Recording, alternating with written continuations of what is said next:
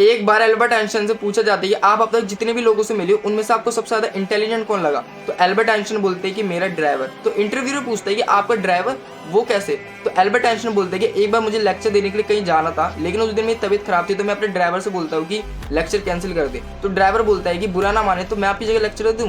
तो Albert Einstein बोलते हैं कि तू लेक्चर कैसे देगा। तो ड्राइवर बोलता है कि मैं आपके साथ अब तक 100 लेक्चर्स में जा रखा हूँ, मुझे वर्ड टू वर्ड आपकी थ्योरी ऑफ रिलेटिविटी याद है। तो आइंस्टाइन बोलते हैं कि वहाँ पे मुझे वैसे चेहरे से तो कोई नहीं जानता, नाम से जानता है, तो ऐसा करके मुझे अपने कपड़े दे दे।